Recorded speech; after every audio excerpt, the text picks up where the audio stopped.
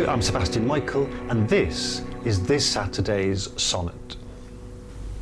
Look in thy glass, and tell the face thou viewest, now is the time that face should form another, whose fresh repair, if now thou not renewest, thou dost beguile the world, unbless some mother.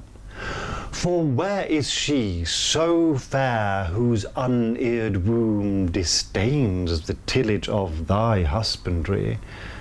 Or who is he so fond will be the tomb of his self-love to stop posterity? Thou art thy mother's glass, and she in thee calls back the lovely April of her prime. So thou through windows of thine age shalt see, despite of wrinkles, this thy golden time. But if thou live, remembered not to be, die single, and thine image dies with thee. This is the first episode of Saturday's Sonnet, and the sonnet that I have chosen to discuss, to talk about, is Sonnet 3. Look in thy glass, and tell the face thou viewest. Now, we are, as you may notice, going simply from the first sonnet in the published series to the last. There's a bracket here, a tiny one, which I'm not going to elaborate on too greatly, that I'm just simply going to accept the order in which we have these sonnets. There are debates happening, have been probably ever since they have existed, about whether or not the series is in the correct sequence. In other words, whether Shakespeare wrote them in this order, and if he wrote them in this order, whether he wanted them published in this order, both of which we simply don't know. You will hear me say we simply don't know every so often, because we simply don't know quite a few things, but you will be glad to know that we also begin to know quite a few things too, simply through listening to the words. But this is the third one in the generally accepted published sequence, leaving aside the question of, for the time being at any rate, of whether this is the sequence in which they actually were written or should actually be read. I will at one point come to the publishing history of this a bit, but I think not right now. Because right now we have a very interesting sonnet on our hands, number 3. It's part of the Procreation series. The Procreation series is the first effectively 17 sonnets, and they are in themselves already unbelievably interesting, because you have a poet, William Shakespeare, writing in a very well established, very well accepted format, the sonnet, not only, but particularly well known, particularly established as the format for love poems, to a young man, about whom we know at this point very little, if not nothing, certainly from the sonnets that we've seen so far, and this being the Saturday after the first week of serializing these sonnets, from within the first 7 that we've read so far, nothing really tells us who this man is. We know essentially one thing. Maybe we know 2 things, but we know one particular thing, which is that he's clearly good looking, or he thinks he's good looking, and the world thinks so too. We don't as yet actually get the poet to say, I think he's good looking. The poet doesn't mention himself at all as yet in these first 7 sonnets. But we already do know that the world is looking upon this young man favourably, and we also know from the sonnets we've read so far, the young man himself is taken with his own looks. Now, the question that immediately springs to mind, of course, when you have even this first section of the first series, or the first few of the first section of these sonnets, is why? Why would Shakespeare, at this point, we can't quite decide yet how old he is. Certainly from the sonnets we can't. Again, there are big debates happening about when exactly he wrote them. What we know for absolutely certain is that they were published by 1609. And in 1609, he would have been, kind of work this out in my head now, in 1604 he would have been 40, so he would have been 45, wouldn't he? And they are mentioned quite a bit earlier. Again, I'll come to that. But who is Shakespeare talking to? Why? What would prompt Shakespeare, of all people, to tell a young man to have children? That's what these procreation sonnets, all of them, without exception, do. They don't tell the young man, I love you. They don't tell the young man, really, anything other than it is now time for you to become a father. And Sonnet 3 in that respect is typical, so it serves as an exponent, as a typical exponent, I think, of the procreation sequence, of the procreation suite of sonnets. What does it mean, the sonnet? Look in thy glass and tell the face thou viewest. Look in the mirror and tell the face that you're seeing yourself. Therefore, tell yourself, now is the time that face should form another. Self-explanatory. Now is the time you should make another self. That face you should form another, should procreate, should go forth and multiply, have a son. Interesting, by the way, in another little bracket, when he talks about go forth and multiply, procreate, create a child, he Shakespeare always talks about a son. Now, this is not just Shakespeare being sexist or misogynistic. This is just a culture, obviously, they live in. I don't really need to explain that, I suppose, but we know for absolutely certain that in the late 16th, early 17th century, we are in a very male, patriarchal society in which the lineage goes down the male line, and you have to produce, if you're a man of status, you have to produce a male heir, which is of course precisely the reason, very obviously, why the then Queen's father, Henry VIII, went to such extraordinary lengths to get a son. That's what all the 6 wives of Henry VIII are about, to get to somebody who can actually produce a son. Now is the time that face should form another, whose fresh repair, if now thou not renewest, thou dost beguile the world, unbless some mother. So if you do not renew your own, at the moment still fresh face now, then you are taking this away from the world. You are deceiving the world. You are depriving. This is the word. You're depriving the world, and you are depriving a potential mother. Out there must be a mother for your child. Now it becomes already quite interesting. For where is she so fair, whose uneared womb disdains the tillage of thy husbandry? So, who among all the women in England would consider herself, or would be considered so beautiful, so fair, so beautiful, that her uneared womb, in other words, her as yet untilled acre, her virgin territory, would disdain, would not want the tillage of your husband, would not want you to give her the seed of a child. Or who is he so fond? So there's a bit of an assumption being made there, but this will be useful for us in a moment.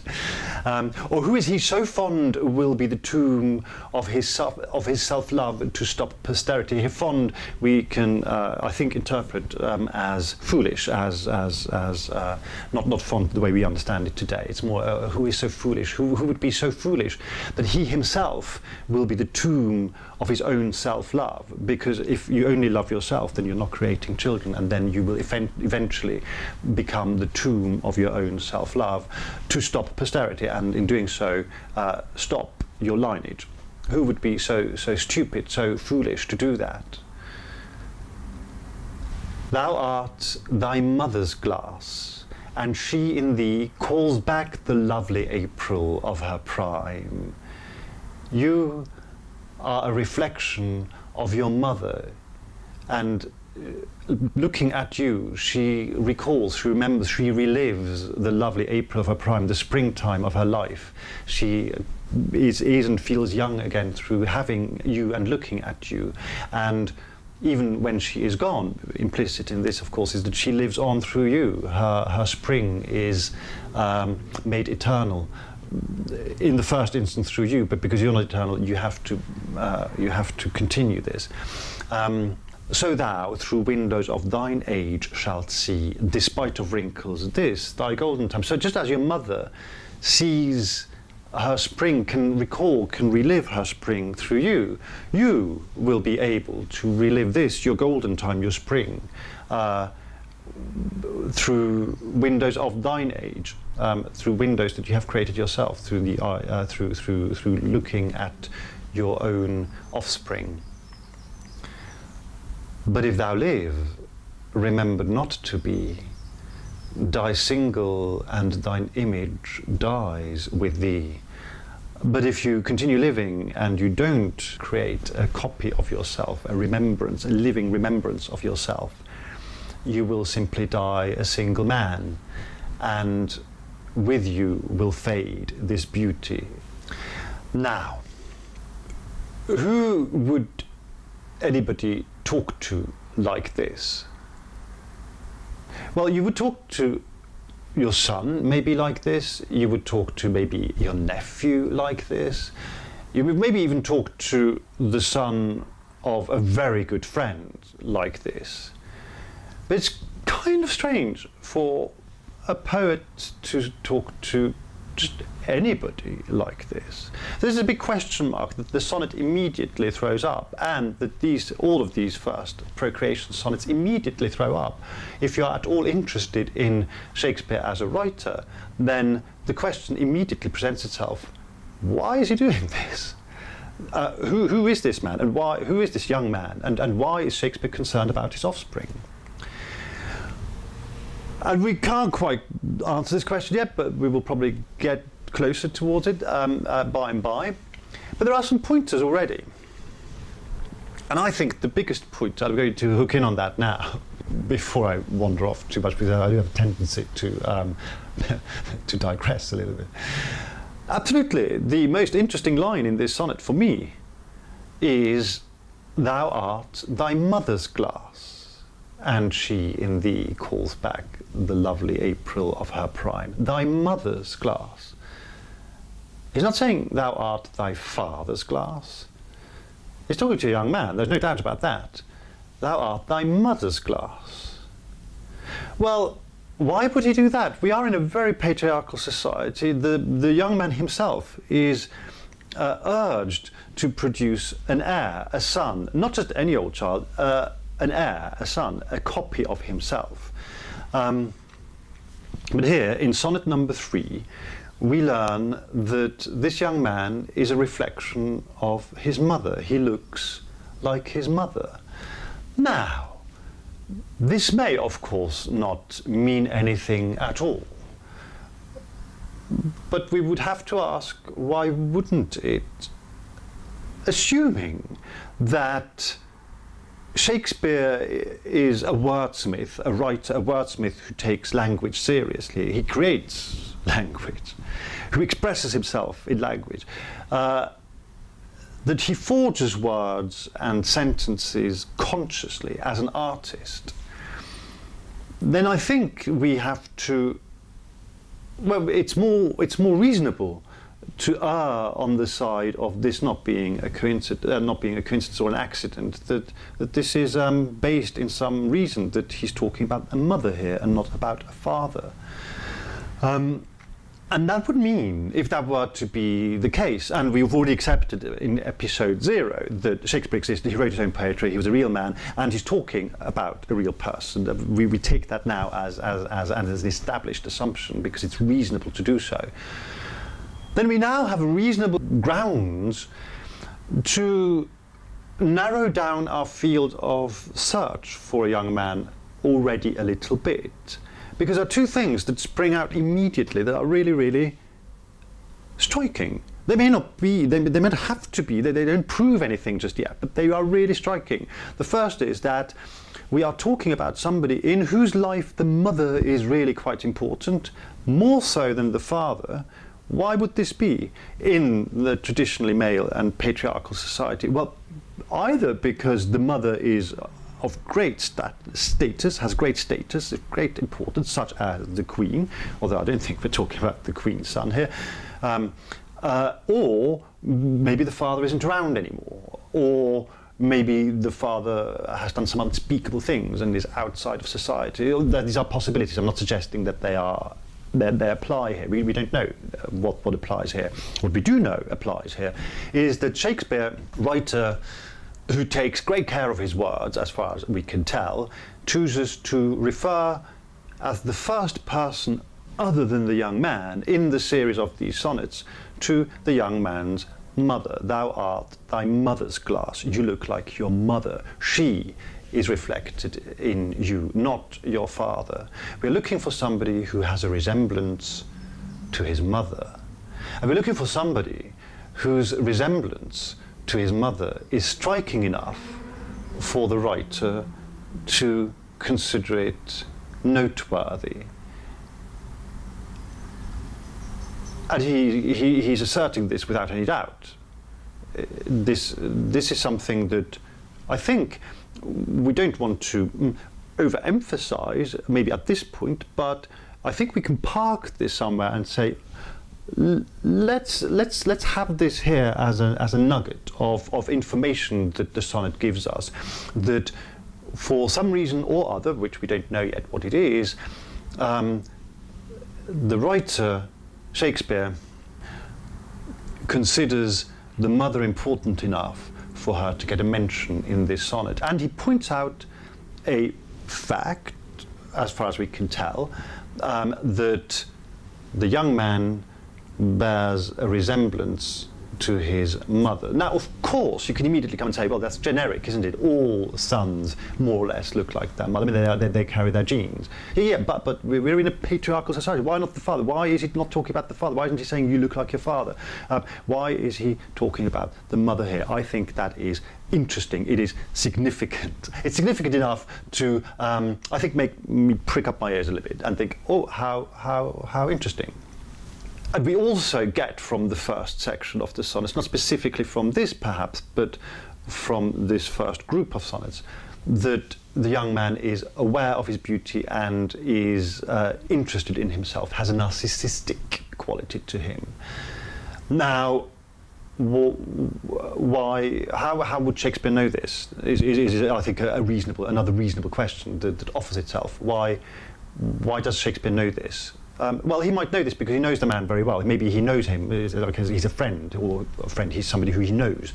If he's somebody who he knows, then he would have to be quite a good friend to be telling him that and to give him this kind of advice. And since he's clearly older than the young man, it's already an interesting dynamic. But that's one possibility. One possibility is that Shakespeare knows the young man.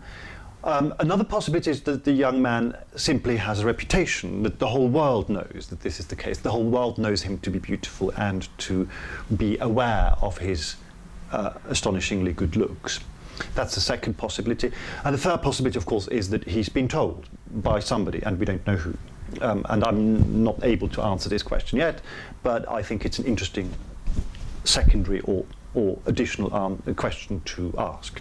And so maybe that's already enough to be getting on with as a sort of short look at the first 6 or 7 sonnets. Having previously said in episode 0, let's start this assuming that we know nothing, and continuing this assumption that we know nothing, we actually now know something that we have gleaned entirely from the words. Really entirely from the words. I have not gone to a book to look this up, but purely listening to the words of this particular sonnet and the sonnets 1 through to 7, the first third, nearly, there's a bit more than a third actually, of the Procreation suite, we actually know something. We know, of course, I say of course because it seems like a little bit obvious, that the young man this sequence of sonnets is addressed to is not only very beautiful, but that he is considered to be beautiful. The world accepts him to be a beautiful person. The world looks upon him, and he's aware of this. He's conscious of this, is the first thing we know. The second thing we know is that the young man who this is addressed to is not interested in having children, otherwise he wouldn't need to be told. It doesn't make sense to write poem after poem after poem urging somebody to get on and have children if they're already going about it. So we can rule out a young man who's happily married. We can rule out a young man who's going from girlfriend to girlfriend, as it were, wooing women with a view to soon becoming a dad. So we're looking for somebody who is good-looking, beautiful, who is considered to be good-looking by the world. The world views him as good-looking, so the world knows him. And the world, in this case being London, society. And who is obstinate in his refusal to go about the business of continuing his family line. And most interestingly, most fascinating, I think, we are looking for somebody who bears a striking resemblance to his mother, striking enough, at any rate, for the poet to point it out, for the poet to introduce the mother as the first external character in the sonnets. It is of great interest, I believe, that it is not the poet himself who is the first other person who's mentioned, and it is not some other personage, and it is not the father, it is the mother. Thou art thy mother's glass. We are looking for somebody in whose life the mother is of some great significance, in whose life the father is, for reasons we don't know yet, maybe not as prominent as he might otherwise be, and who at this point in the proceedings, at this point in the story, bears a striking resemblance to his mother. And I'm not going to go onto our favourite search engine just yet and look up pictures and present them to you, because I think that would be premature, because we're only less than 5% into the series. But I think this is a thrilling already thought that we can park here until we move on to the next sonnet next week. Remember, love is the power, and see you in a week's time.